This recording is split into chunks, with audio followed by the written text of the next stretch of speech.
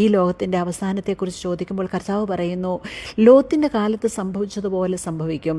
അവർ തിന്നും കുടിച്ചും കൊണ്ട് വിറ്റും നട്ടും പണിതും പോന്നു. എന്നാൽ ലോത്ത് സോദോം വിട്ട നാളിൽ ആകാശത്തു നിന്ന് തീയും ഗന്ധകവും പെയ്തു എല്ലാവരെയും മുടിച്ചു കളഞ്ഞു.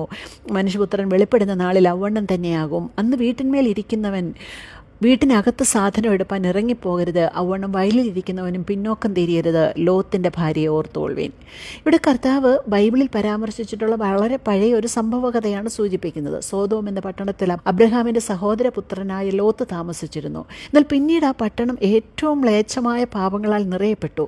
അതുകൊണ്ട് തന്നെ ആ പട്ടണം മുഴുവനായി തീ കൊണ്ട് നശിപ്പിക്കുവാൻ ദൈവം തീരുമാനിച്ചു. എന്നാൽ ലോത്തിനെയും കുടുംബത്തെയും രക്ഷിക്കുന്നതിന് ദൈവം കരുണ ചെയ്തു. ദൈവദൂതന്മാർ ലോത്തിനോട് തൻ്റെ ഭവനത്തിലുള്ളവരെയും കൂട്ടി അപ്പോൾ തന്നെ അടുത്തുള്ള പർവ്വതത്തിലേക്ക് ഓടിപ്പോകുന്നതിന് കൽപ്പിച്ചു. തിരിഞ്ഞു നോക്കരുതെന്നും പറഞ്ഞിരുന്നു.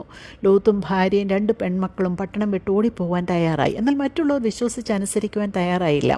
അവർ പുറപ്പെട്ട ശേഷം ആകാശത്തു നിന്ന് തീയും ഗന്ധവും പെയ്തു. സോദോം പട്ടണം കത്തിയമർന്നു, എല്ലാവരെയും മുടിച്ചു കളഞ്ഞു. ലോത്തിൻ്റെ ഭാര്യ ഓടിപ്പോകുന്നതിനിടയിൽ തിരിഞ്ഞു നിന്നു. കത്തിയെരിയുന്ന ആ പട്ടണത്തിലേക്ക് നോക്കി. അവൾക്ക് മുന്നോട്ട് നോക്കി ഓടുവാൻ കഴിഞ്ഞില്ല.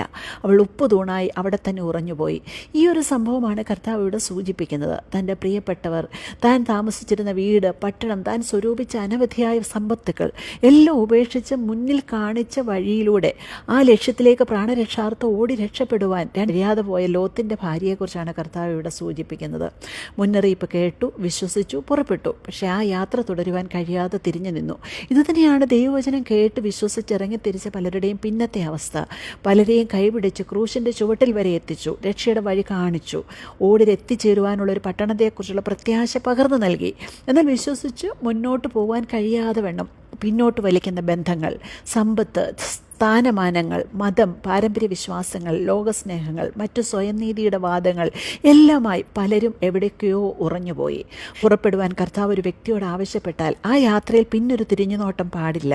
യേശു ഇങ്ങനെ പറയുന്നു, കലപ്പയ്ക്ക് കൈവച്ച ശേഷം പുറകോട്ട് നോക്കുന്നവൻ ആരും ദൈവരാജ്യത്തിന് കൊള്ളാവുന്നവനല്ല എന്ന്.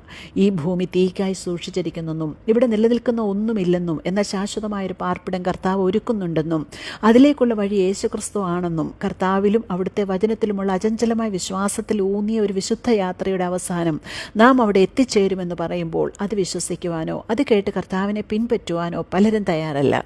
ഇറങ്ങിത്തിരിച്ചവർ പലതും നനച്ച് തിരിഞ്ഞു നോക്കി നിന്നാൽ അവർ കൈവിടപ്പെട്ടു പോകും. അതാണ് കർത്താവ് പറഞ്ഞത്, ലോത്തിൻ്റെ ഭാര്യയെ ഓർത്തുകൊള്ളുവിനെന്ന്. ഈ ദിവസങ്ങളിൽ തിരിഞ്ഞു നോക്കാതെ വിശ്വാസത്തിൻ്റെ നായകനും പൂർത്തി വരുത്തുന്നവനുമായ യേശുവിനെ നോക്കിക്കൊണ്ട് സകല ഭാരവും മുറുകെ പറ്റുന്ന പാപവും വിട്ട് നമുക്ക് മുമ്പിൽ വെച്ചിരിക്കുന്ന ഓട്ടസ്ഥിരതയോടെ ഓടുക. ദൈവം നമ്മെ അതിനായി സഹായിക്കട്ടെ.